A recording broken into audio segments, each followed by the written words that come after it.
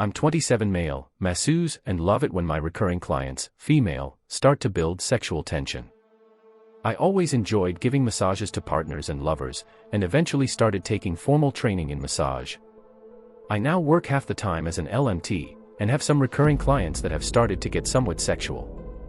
I am interested in tantric massage, and have experimented with some previous relationship partners, but I've kept that separate from my professional massage.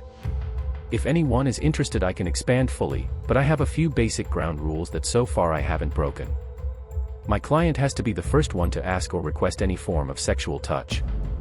No matter how much sexual tension I may feel, I can never be the one to initiate.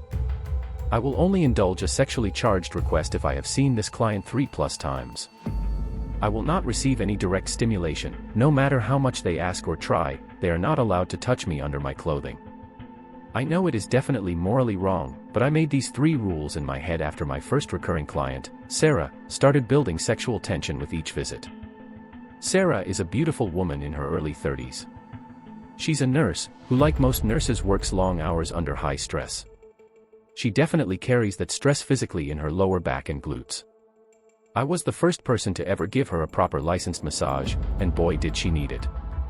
I always tell my clients to undress to their comfort level, and for the first massage she opted to leave on a pair of short spandex shorts. While that's not a problem, I could definitely tell how tight she was from her hamstrings up through her lower back, and knew that she could use some glute work. Still, I did my best to loosen up the tension in her legs and back, and after the massage talked to her about where I thought she was carrying tension and gave her some stretches to work on. The second time she came in, before the massage while we were talking about how she was doing, she asked me somewhat shyly if I would be willing to massage her glutes/butt. I told her that there's no reason to be shy in asking for that, and explained how lots of people carry tension there without even realizing it. I then went on to explain how I could work that area. She could leave her shorts on and I could do some deep pressure work over them. She could go to her underwear and I could work the sides of her glutes and hips with some more oiled strokes, or she could go nude and I could do the most versatile range of deep pressure, kneading, and gliding work.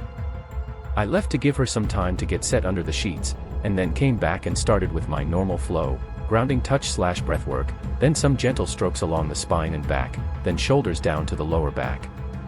If any of you have gotten a true massage before, you know that we're trained to only uncover certain parts of our clients' bodies at a time as to never expose them. I maneuvered the sheet to just open up her right leg, and was happy to see that she had chosen to go fully nude. While part of that happiness obviously came from being able to see her very cute/petite butt, most of it came from knowing I could really get to work on her glutes and relieve some tension.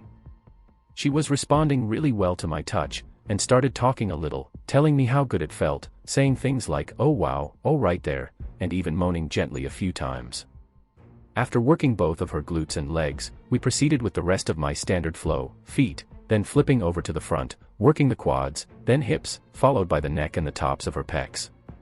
I also like to end each massage with a short scalp massage. At the end of her second massage, she scheduled a third for the following week, and if I'm honest, I was looking forward to it all week. When she came in the third time, she was definitely a little more open and bubbly, and it was great to see some of the shyness drop off. During the pre-massage chat, she said she would love if I spent more time on her glutes and hips, more than okay for me. During this massage, she was a lot more chatty than previous, and she started to open up a bit about her personal life. She's a very fun and intelligent woman, and I honestly lost track of time a little while working her back and shoulders. I told her that since I had lost track of time and didn't have another client that afternoon, I'd be willing to go another 30 minutes to give more time on her glutes and hips as she requested. While I was working her glutes, she suddenly got pretty quiet, and I could feel her body tense up a little. I asked if it was too much pressure, but she responded in the cutest breathy voice, saying, "No, it's perfect. This feels so good, it's just so deep."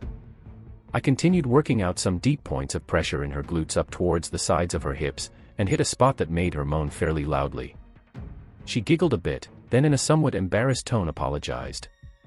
I tried to reassure her, saying it happens all the time, and to just let her body respond how it needs.